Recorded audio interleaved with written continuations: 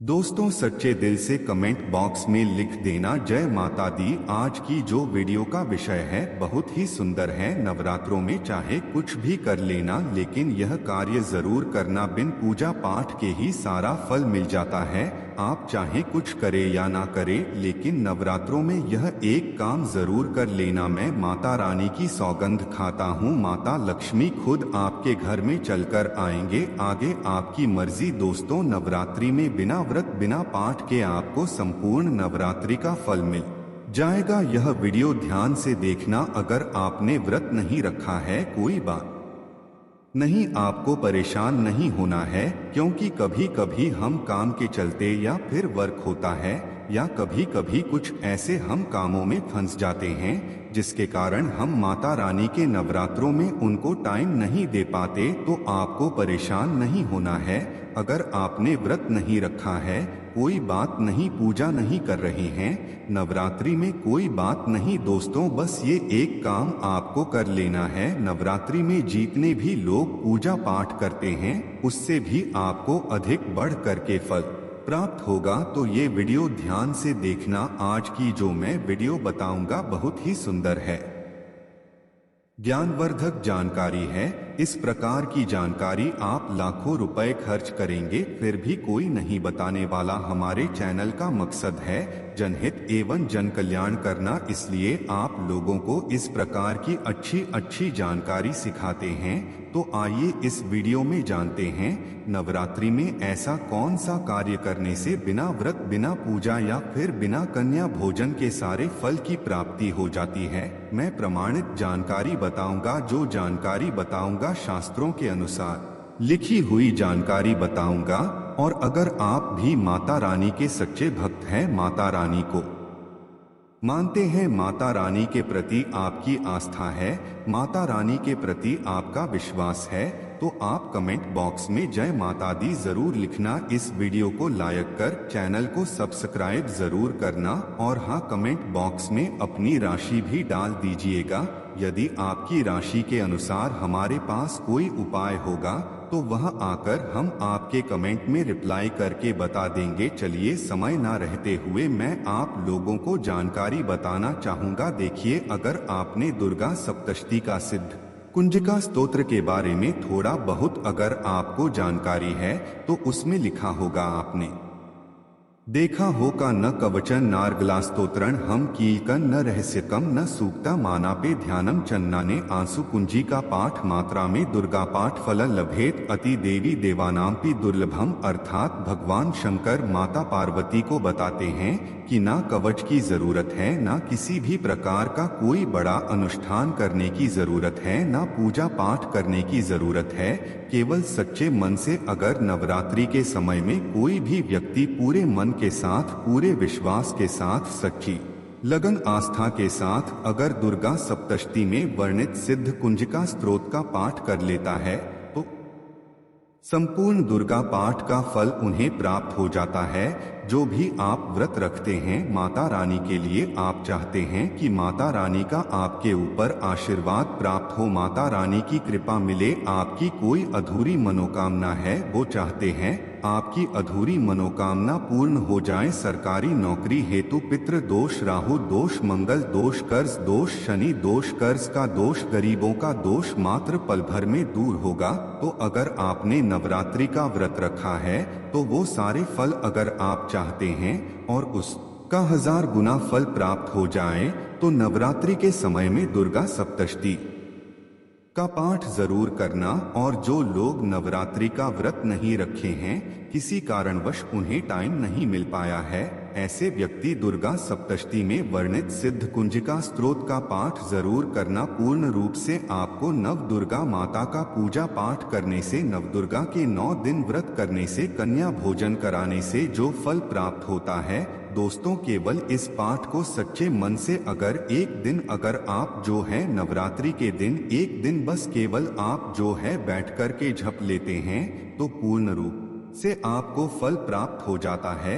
मैं आप लोगों को बताना चाहूँगा, जो लोग समर्थन है, ऐसे लोगों को कन्या पूजन भी जरूर करना चाहिए। मैं कल की भी वीडियो में बताया हूँ। अब कन्या पूजन का बेनिफिट क्या है, तो माता रानी स्कंद पुराण में भी लिखा है और कई सारे हमारे जो है देवी पुराण में भी इसका वर्णन मिलता है। माता रानी जितना पूजा पाठ से प्रसन्न होती है उतना ज्यादा कन्या भोजन कराने से हो जाती है, क्योंकि कन्याओं को देवी का स्वरूप माना जाता है और जो कन्या होती है नवरात्रि के समय में यह साक्षात नव दुर्गा का स्वरूप हो जाती है। मैं कन्या पूजन के बारे में विस्तार से वीडियो के अंत में बताऊंगा, तो वीडियो में कंटिन्यू बने रहना। कन्या पूजन कैसे करना है और क्या मुहूर्त है सब बताऊंगा। दोस्तों दूसरी जानकारी बता रहा हूं, यह जानकारी आपकी जिंदगी में बहार लाएगी, आपके जीवन में चल रही परेशानी को दूर करेगी, क्योंकि हम आप लोगों को बहुत सरल साधारण से विधि बताते हैं जिसमें आप सभी दर्शकों का कल्याण छुपा होता है।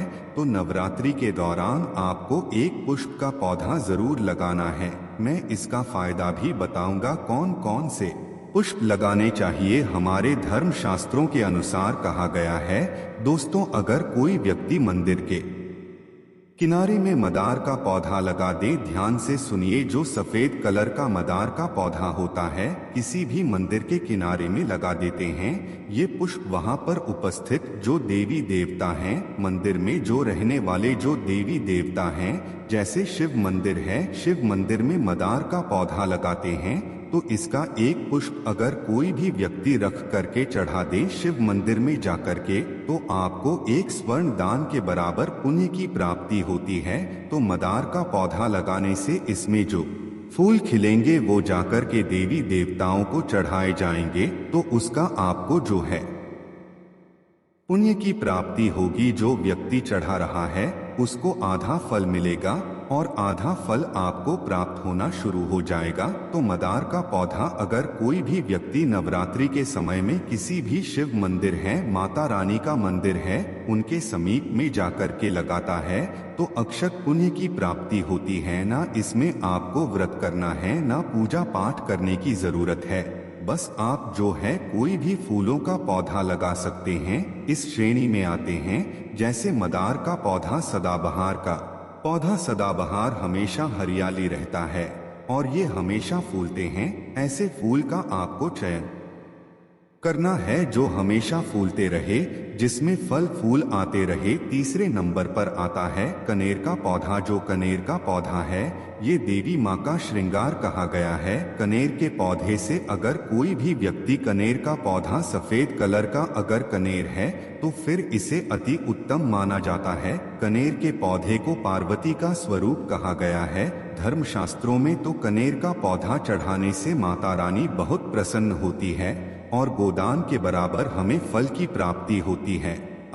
चाहते हो तो गुड़हल का पौधा लगा सकते हैं। दोस्तों मंदिर के किनारे में, देवी मंदिर के किनारे में अगर कोई भी व्यक्ति गुड़हल का फूल का पौधा लगता है तो हमारे धर्म शास्त्रों में ऐसा कहा गया है, गुड़हल के वृक्ष पर साक्षात मां जगदम्बा का वास होता है। जी हाँ, ये मैं कोई हवा में हवाई बात नहीं कर रहा हूँ, प्रमाणित बात कर रहा हूँ। धर्म शास्त्रों में भी लिखा है, आप माता रानी को 56 भोग लगाएं या ना लगाएं, कोई श्रृंगार का सामान चढ़ाएं या ना चढ़ाएं, इससे कोई फर्क नहीं पड़ता। लेकिन अगर कोई भी व्यक्ति नवरात्रि के समय में गुड़हल का पुष्प माता रानी को सच्चे मन से अगर माला पिरो करके 21 की संख्या में 11 की संख्या या में चढ़ा दी जाए तो उस व्यक्ति की वह मनोकामना पूर्ण होने से साक्षात ब्रह्मा भी नहीं रोक पाते हैं। गुड़हल का फूल माता रानी को चढ़ाने से नवरात्रि में आपने पूजा पाठ व्रत रखे हैं, पूजा पाठ कर रहे हैं, कोई बात नहीं। अगर आप व्रत नहीं कर पा रहे हैं, पूजा पाठ में टाइम नहीं दे पा रहे हैं, तो गुड़हल का फूल माता रानी को नवरात्रि के किसी भी दिन एक दिन 21 माला पिरोकर के माला बनाकर के माता को चढ़ा देना, संपूर्ण व्रत का फल मिल जाएगा। आपने नवरात्रि का व्रत रखा हो या ना रखा हो इससे कोई फर्क नहीं पड़ता, बस गुड़हल का फूल माता रानी को चढ़ा देना। तो ऐसा कहा गया है, कोई व्यक्ति अपने जीवन काल में अगर नवरात्रि के समय में गुड़हल का पौधा लगा देता है और इस पौधे में फूल आना शुरू हो जाते हैं और ये फूल अगर देवी देवताओं को चढ़ना शुरू हो जाते हैं तो माता रानी आजीवन आपकी बिल्कुल ही मदद करेंगी, आपके ऊपर अपनी कृपा बरसाएंगी, आपको अपना पूर्ण आशीर्वाद देंगे और जब तक आप इस संसार में जिएंगे कभी भी निर्धन नहीं रहेंगे। देखिए, हमने आपको वीडियो के बीच में बताया था कि कन्या पूजन 2023 में कब है और क्या है शुभ मुहूर्त, आइए जानते हैं। लेकिन याद रहे, कन्याओं को ऐसा खाना कभी मत खिलाना, नहीं तो उल्टा आप बर्बाद हो जाओगे। जानिए कन्याओं को क्या खिलाना चाहिए और क्या नहीं, और क्या उपहार देना चाहिए और कौन सा उपहार नहीं देना चाहिए। दोस्तों, इस बार के नवरात्रि बहुत ही शुभ और मंगलकारी माने जा रहे हैं। इस बार शारदीय नवरात्रि 15 अक्टूबर दिन रविवार को शुरू होकर और इसका समापन 23 अक्टूबर दिन सोमवार को होगा। ऐसे में 24 अक्टूबर दिन मंगलवार को ही दुर्गा विसर्जन होगा। जो लोग माता रानी की स्थापना करते हैं, मूर्ति स्थापना करते हैं, वह लोग 24 अक्टूबर दिन मंगलवार को विसर्जन करेंगे। दोस्तों, नवरात्रि की अष्टमी और नवमी तिथि पर कन्या पूजन का विधान है। इस बार महाअष्टमी तिथि 22 अक्टूबर 2023 यानी कि इस दिन रविवार है और नवमी तिथि 23 अक्टूबर 2023 दिन सोमवार को है। ऐसे में आप अष्टमी और नवमी को इन दोनों तिथियों में कन्या पूजन अवश्य ही करें। कन्याओं को भोजन अवश्य खिलाएं। शास्त्रों में 9 दिनों के नवरात्रि को बहुत ही शुभ और मंगलकारी माना जाता है और वही 8 दिनों के नवरात्रि को अच्छा नहीं माना जाता। ऐसे में 10 दिनों के नवरात्रि बहुत ही शुभ माने गए हैं। शास्त्रों के अनुसार नवरात्रि के दिनों में माता रानी का पूजन करने से, कन्या पूजन करने से मां अभय वरदान प्रदान करती है। कुंडली में जो कष्ट होते हैं उन्हें ठीक कर देती है। श्रीधर की तरह ही सच्चे हृदय वाले व्यक्ति के सभी कष्टों का निवारण मां शीघ्र ही करती है। मां की उपासना से विनम्रता का विकास होता है। सभी कष्ट, दरिद्रता, दुख, कष्ट नष्ट हो जाते हैं। नवरात्रि में माता रानी का व्रत और पूजन किया जाता है, लेकिन नवरात्रि के दौरान सबसे ज्यादा महत्व होता है कन्या पूजन का। दोस्तों, कन्या रानी जो होती है फूल की पंखुड़ियों की तरह नाजुक होती है। कन्या पूजन सर्वोप्रिय है, श्रेष्ठ है। कन्या के रूप में स्वयं जगदम्बा देवी, माता वैष्णो देवी या अर्थात समस्त ब्रह्मांड इनके शरीर के कण कण में वास करते हैं। बहुत कम लोग जानते हैं 33 कोटि देवी देवताओं का वास होता है कन्याओं के मस्तक पर। कन्या चाहे छोटी हो चाहे बड़ी हो, वह सदैव पूजनीय है, मां के समान मानी जाती है। दोस्तों, माना जाता है व्रत और उपासना से माता रानी इतना प्रसन्न नहीं होती है जितना कि कन्या पूजन से होती है। नवरात्रि में छोटी छोटी कन्याओं को माता रानी का स्वरूप माना जाता है। कन्याओं को भोग लगाया जाता है, उन्हें प्रसन्न किया जाता है और बदले में आशीर्वाद मांगा जाता है। कन्याओं को प्रसन्न करने के लिए गिफ्ट आदि उपहार वगैरह दिए जाते हैं। माना जाता है अगर कन्याओं को कोई भेंट दी जाए और वो उसे खुशी खुशी स्वीकार कर लें तो इसका मतलब है माता रानी अर्थात माता वैष्णो ने वो भेंट स्वीकार कर ली। जिन पर कन्याएं प्रसन्न होती है तो समझो उन्हें माता रानी का आशीर्वाद मिल गया और माता रानी की कृपा से उन्हें मुँह मांगा वरदान प्राप्त होता है। कन्या पूजन कोई मामूली पूजन नहीं होता। समस्त ब्रह्मांड में जो पूजा होती है उनसे बढ़कर कन्या पूजन को माना जाता है। 10 बार गंगा स्नान करने से और 100 बार यज्ञ करने से तथा 1000 बार यात्रा करने से जो पुण्य मिलता है वह मात्र एक बार कन्या पूजन करने से करोड़ों गुना भक्त को मिल जाता है, प्राप्त हो जाता है। दोस्तों, इसीलिए कहा जाता है कि कन्याओं को सताना नहीं चाहिए, इससे समस्त ब्रह्मांड हिल जाता है। कन्याओं की जितनी सेवा की जाए कम ही होती है।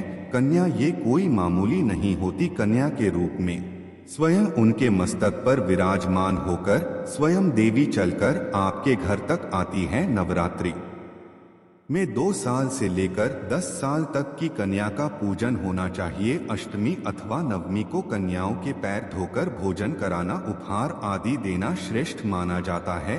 दुर्लभ माना जाता है। ऐसा मौका कभी हाथों से नहीं जाने देना चाहिए। इस दिन जितना ज्यादा हो सके कन्याओं को हाथ पकड़कर, पैर पकड़कर अपने घर तक लेकर आए। दोस्तों, वीडियो में आगे बढ़ने से पहले आप अपनी राशि भी कमेंट बॉक्स में जरूर डाल दीजिएगा। यदि हमारे पास कोई उपाय होगा तो वह आकर हम आपके कमेंट के रिप्लाई में बता देंगे। कोई भी राशि के अनुसार अगर उपाय करता है तो माता वैष्णव बड़ी प्रसन्न होती हैं और ऐश्वर्य धन प्रदान करती है, मालामाल बना देती है। इसीलिए राशि कमेंट में जरूर छोड़ें और हाँ, माता को एक लायक जरूर करें। लायक करने में कंजूसी ना करें। दोस्तों को कैसे करें का स्वागत। कन्या जब आपके घर आए तब सभी के पैरों को दूध और पानी से उनके पैरों को बुलाना चाहिए। खासकर मर्दों को कन्याओं के पर आवश्यक होने चाहिए। इससे माया वैष्णो प्रसन्न होती है। दोस्तों, फिर उसके बाद कन्याओं को किसी साफ जगह पर जमीन पर कपड़ा बिछाकर बैठ आना चाहिए। उनके माथे पर अक्षत, फूल और कुमकुम लगाना चाहिए। फिर उसके बाद भोजन ग्रहण करवाना चाहिए। लेकिन हमेशा याद रहे, कन्याओं की थाली में 3 पूरियां कभी ना रखें। इसे शुभ नहीं, घोरा शुभ माना जाता है। 3 पूरियां तथा 3 रोटियां मरने वाले व्यक्ति के लिए निकाली जाती है और जेल में कैदियों के लिए दी जाती है। ऐसे में कन्याओं को उनकी थाली में 3 पूरी कभी ना दे, लेकिन 1-2 करके पूरियां दे सकते हैं। इससे 3 संख्या बढ़ जाती है और दोष भी नहीं लगता। दोस्तों, कन्याओं को खाना खिलाने के बाद अंतिम में कन्याओं के सिर पर लाल चुनरी उड़ आना चाहिए और भोजन में आपको खीर, पूरी, हलवा, चना तथा आलू की सब्जी, छोले वगैरह की सब्जी खिलानी चाहिए। पनीर आदि भी खिलाया जा सकता है। वैसे माता रानी का प्रिय भोजन खीर, हलवा, पूरी और छोले आदि ही है। लेकिन भूल से भी लहसुन और प्याज का इस्तेमाल कभी ना करें, अन्यथा अनर्थ हो जाएगा। अक्सर कई लोग कन्याओं को कुरकुरे का पैकेट, चिप्स वगैरह का पैकेट खेलते हैं, जो कि घोर अनर्थ माना जाता है, क्योंकि इसमें लहसुन, प्याज का इस्तेमाल होता है, जिसके कारण आपका व्रत खंडित हो सकता है। माँ दुर्गा क्रोधित हो सकती है। जहाँ आपने 9 दिनों तक लहसुन प्याज का परहेज किया, लेकिन आपकी एक गलती पूरे व्रत को खंडित कर सकती है। इतना भी नादान नहीं बनना चाहिए कि माता रानी रूठ हो जाए और कन्याओं को भी अशुद्ध होना पड़े। कन्याओं को डब्बाबंद कोई भी ऐसी चीज ना खिलाए जिसमें लहसुन प्याज होता है। कई चीज तो ऐसी होती हैं मार्केट में जिसके अंदर लहसुन प्याज का इस्तेमाल होता है। ऐसा आप कभी मत करना। दोस्तों, कई लोग कन्या पूजन में खाना घर पर नहीं बनाते और मार्केट से रेडीमेड लाकर ही खेलते हैं तथा दही जलेबी खिलाते हैं, जो कि शुभ नहीं माना जाता।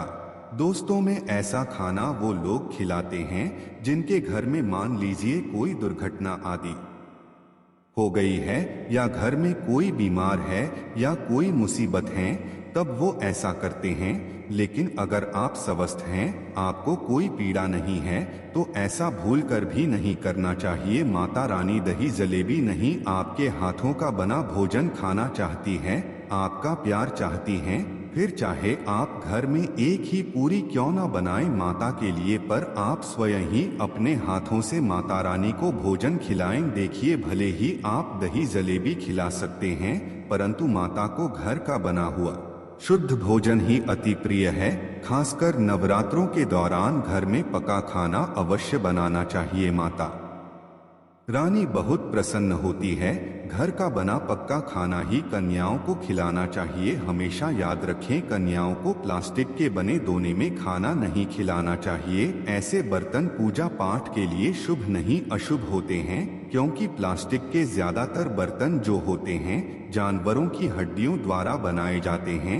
इसीलिए ऐसा पाप मत करना। कन्याओं को हमेशा स्टील के बर्तन या पत्तों से बने बर्तनों में ही भोजन कराना चाहिए, बहुत ही शुभ माना गया है। अगर पेड़ के पत्ते में भोजन कराते हैं तो माता अभय वरदान प्रदान करती है। दोस्तों, में एक और बात हम आपको बताने वाले हैं कि यदि नवरात्रों के समाप्त होने के बाद यदि बीच में कन्या पूजन में शुक्रवार का दिन पड़ जाए तो कन्याओं को कोई भी खट्टी चीज नहीं खिलाना चाहिए, क्योंकि शुक्रवार का दिन माता संतोषी को समर्पित होता है और माता संतोषी नवरात्रों के दिनों में सक्रिय अवस्था में होती है, यानी वो भी 9 देवियों के साथ में आपके घर में आती है।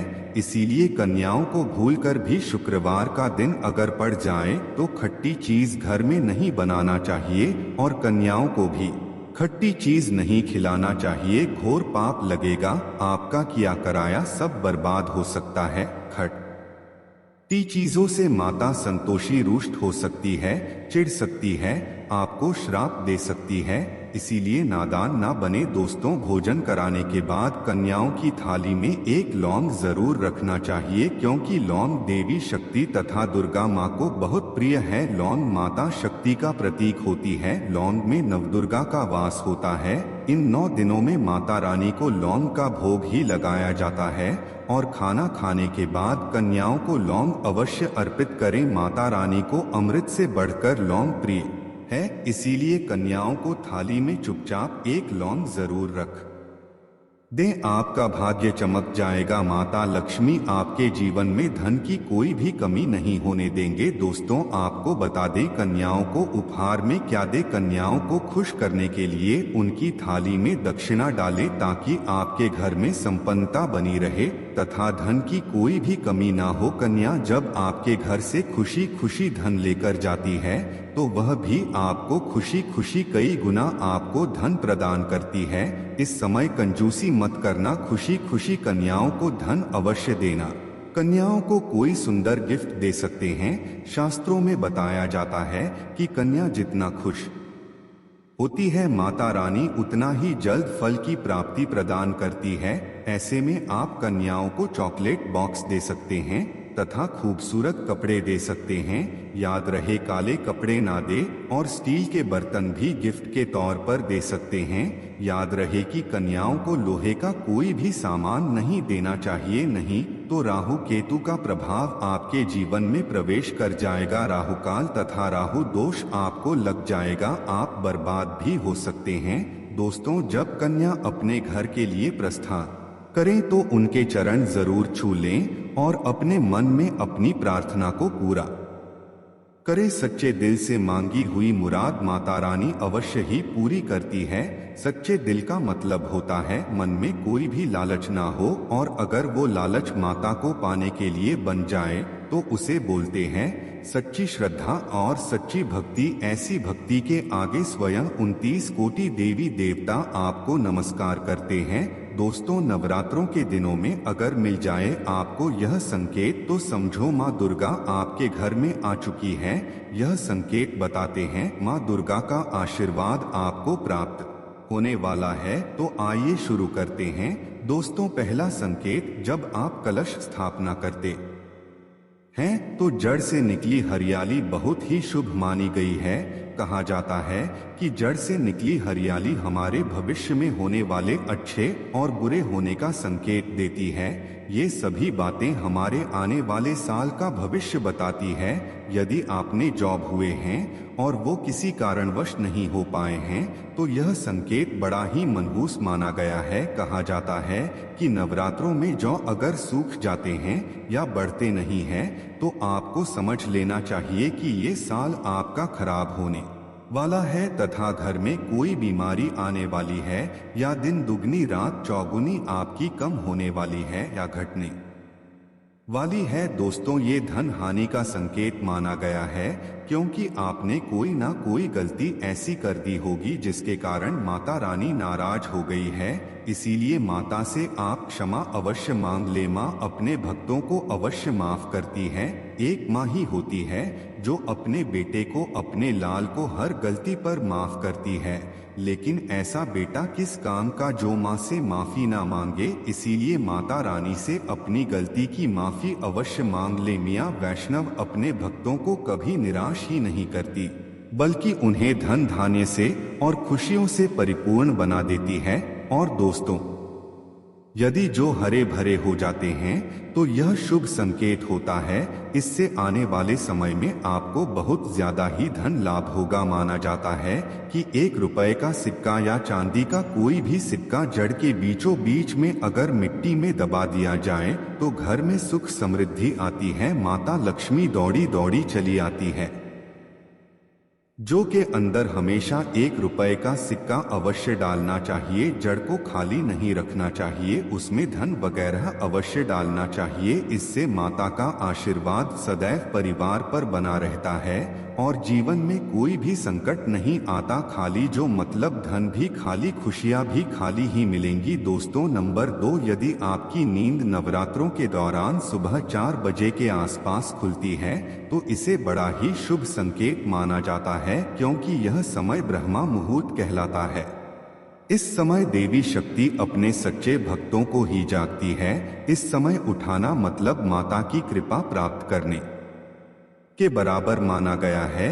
यह संकेत बताते हैं कि माता की सच्ची भक्ति का प्रभाव आपके ऊपर हो चुका है और माता रानी आपको जल्दी ही कोई खुशखबरी देने वाली हैं। माँ आपकी सच्ची भक्ति से बहुत खुश हैं। दोस्तों नंबर 3, यदि नवरात्रि में आपका मन प्रसन्न होने लगे, पूजा पाठ में आपका मन लगने लगे, पूजा करते समय मन का शांत होना, यह दर्शाता है कि आपको बहुत जल्द माँ की कृपा प्राप्त होने वाली है। माता रानी आपकी भक्ति से बहुत खुश हैं। आपकी भक्ति माता रानी को आनंद दे रही है।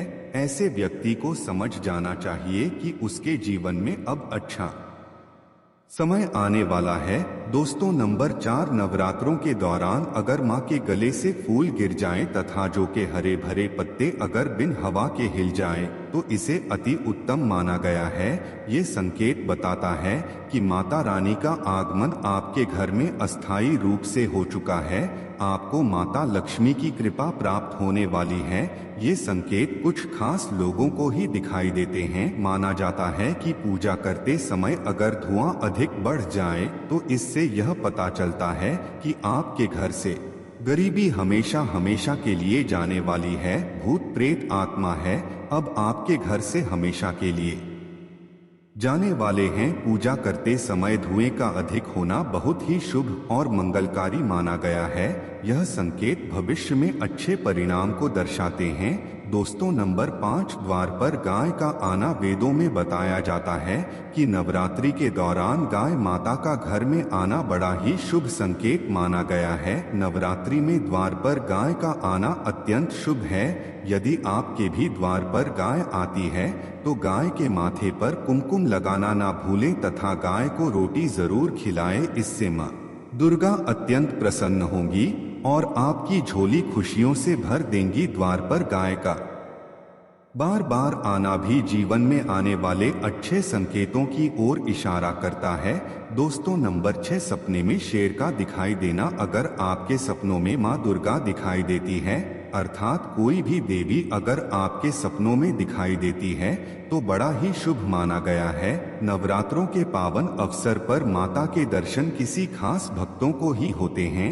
ये सपने कभी किसी को शेयर मत करना। यदि माता की सवारी तथा शेर रात्रि में सपने में बार बार दिखाई देता है तो माँ दुर्गा आपसे प्रसन्न है। ये संकेत बताते हैं कि जल्द ही आपकी कोई मनोकामना अवश्य पूर्ण होगी और आपके शत्रुओं का नाश हो जाएगा। शत्रु आपके नाम से ही थर थर कांपने लगेगा। माँ दुर्गा का वाहन शेर है, इसीलिए नवरात्रि में शेर का दिखाई देना अत्यंत शुभ संकेत होता है। दोस्तों नंबर 7, यदि कोई छोटी कन्या आपको सुबह सुबह लाल वस्त्र धारण किए हुए दिखाई देती है तो आपने साक्षात माँ दुर्गा के दर्शन किए हैं। यदि नवरात्रों में सबसे पहले आपके घर में कन्याओं का आगमन हो जाए तो समझो आपको दुनिया की कोई भी शक्ति, ब्रह्मांड की कोई भी शक्ति आपको करोड़पति होने से नहीं रोक सकती। आपके जीवन में आपके घर में माता लक्ष्मी का आगमन होने वाला है।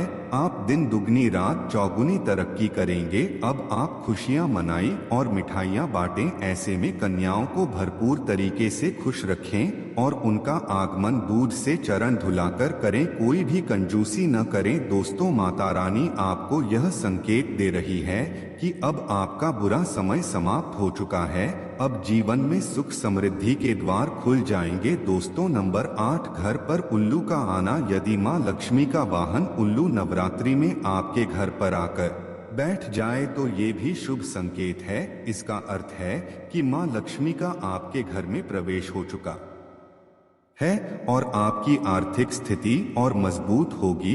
लेकिन याद रहे उल्लू नवरात्रि और दीपावली पर आना ही शुभ माना जाता है। दोस्तों नंबर 9, यदि ब्रह्मा मुहूर्त के समय यानी सुबह के 4 बजे के आसपास घंटियों की आवाज सुनाई दी जाए या शंख की आवाज सुनाई दे जाए तथा कोई भजन सुनाई दे जाए तो बड़ा ही शुभ संकेत माना गया है। इससे यह पता चलता है कि माता रानी आपकी भक्ति से बहुत प्रसन्न हैं और आपके जीवन में सभी नकारात्मकता का नाश होने वाला है तथा माता लक्ष्मी की कृपा आपको प्राप्त होने वाली है। दोस्तों नवरात्रों के दौरान घर में काली चींटियों का दिखाना, लंबी लंबी लाइन बनाकर मुंह में खाना ले जाते हुए चींटियों को देखना अच्छा संकेत माना गया है।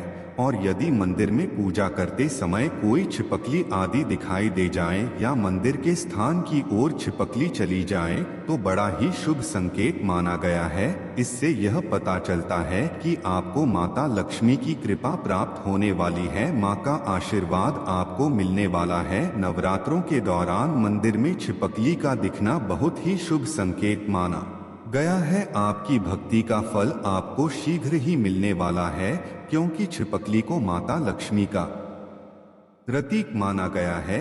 किसी शुभ अवसर पर छिपकली का दिखना मंगलकारी माना गया है और नवरात्रि में छिपकली का मंदिर में दिखना साक्षात देवी लक्ष्मी का स्वरूप माना गया है।